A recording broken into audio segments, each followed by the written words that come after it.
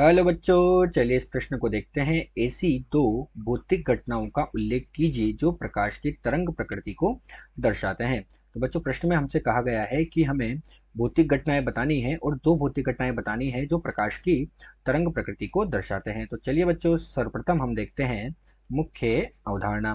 तो इसमें हम क्या देखते हैं कि बच्चों, हमारे पास जो प्रकाश होता है वो द्वैत प्रकृति का होता है। तो हम यहाँ सबसे पहले लिखते हैं कि प्रकाश द्वैत प्रकृति का होता है। प्रकाश द्वैत प्रकृति का होता है। द्वैत प्रकृति का होता है। एक प्रकृति होती है उसकी तरंगीय और एक प्रकृति होती है हमारे पास कणीय प्रकृति। तो एक तो होती है उसके पास तरंगीय प्रकृति और एक बच्चों हमारे पास होती है उसकी कणीय प्रकृति। तो हमें यहाँ पर तरंगीय प्रकृति की व्याख्या करनी है। तो प्रकाश द्वैत प्रकृति का होता है। एक होती है तरंगीय प्रकृति, एक होती है कणीय प्रकृति। तो बच्चों, अब हम देखते हैं कि प्रकाश किस प्रकार होता है। हम देखते हैं कि हमारे पास बच्चों, हम यहाँ पर एक वक्र का निर्माण करके समझते हैं कि हमारे पास बच्चों ये एक्स वाई तल है। ये हमारे पास क्या हो गया? एक्स वाई तल हो गया। इसमें हम बच्चों दो किरणें बनाते हैं, दोनों समान आवृत्ति के लेते हैं। हमने क्या किया, एक किरण के लिए ग्राफ हमें या वक्र जो है वो हमें कुछ इस तरह से प्राप्त हुआ। तो ये हमें यहाँ पर क्या हुआ, एक वक्र प्राप्त हो गया पहली किरण के लिए। ये हमारे पास है प्रथम किरण। इसी प्रकार हम दूसरी किरण ले लेते हैं यहाँ पर। तो हमने ले ली यहाँ पर दूसरी किरण, और ये दूसरी किरण भी बच्चों इस किरण की समान आवृत्ति की है। इस किरण के समान आवृत्ति की है। तो ये हमारे पास हो गई बच्चों दूसरी किरण। ये दोनों भी यहाँ मिल गई। अब इन दोनों किरणों का क्या हुआ बच्चों, यहाँ पर हम देख रहे हैं अध्यारोपण हो गया। तो बच्चों, प्रकाश तरंग के रूप में है, यहाँ पर किसके रूप में? तरंग के रूप में है।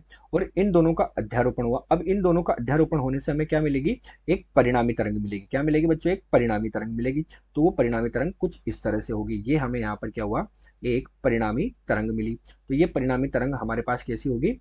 इस रूप में होगी। तो ये जो परिणामी तरंग हुई, तो ये हमें किस प्रकार प्राप्त हुई बच्चों?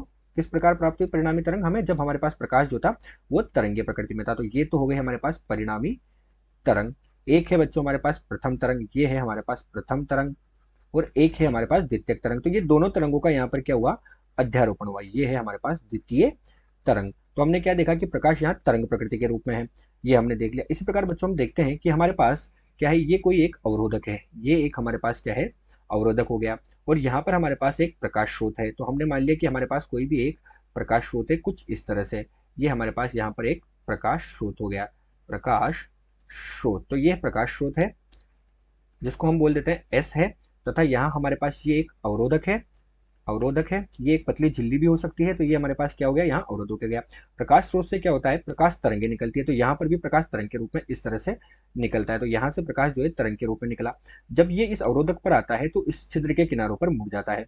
इस छिद्र के किनारों पर क्या होता है बच्चों? इस तरह से मुड़ जाता है। तो ये प्रकाश की किरणें जो कि यहाँ पर मुड़ जाती है और पर्दे पर हमें एक प्रारूप प्राप्त हो जाता है। ये हमारे पास क्या हो गया? पर्दा एक्स वाई हो गया। तो ये घटनाएं जो होती है बच्चों, ये हमारे पास प्रकाश की तरंगे प्रकृति को बता रही है। पहली में तो दो समान आवृत्ति की तरंगे अध्यारोपित हुई, तो एक परिणामी तरंग मिल गई। और इसमें क्या हुआ कि प्रकाश स्रोत से प्रकाश निकला, अवरोधक के किनारों से टकराया और मुड़ गया आंशिक रूप से। तो ये घटना भी हमारे पास प्रकाश की तरंग प्रकृति को बताती है। दोनों में प्रकाश तरंग के रूप में है।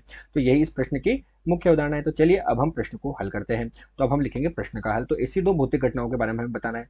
तो बच्चों, मुख्य उदाहरण के आधार पर हम कह सकते हैं कि पहली जो घटना थी हमारे पास वो तो विवर्तन की घटना थी। तो दो भौतिक घटनाएं, विवर्तन की घटना जो व्यतिकरण की घटना थी पहली तो, और दूसरी विवर्तन की घटना थी। तो दो भौतिक घटनाएं, दोनों भौतिक घटनाएं हमारे पास कौन कौन सी बच्चों? इसके उत्तर में हम लिखेंगे पहली घटना जो थी वो व्यतिकरण की थी, जो प्रकाश की तरंगीय प्रकृति को बता रहा है।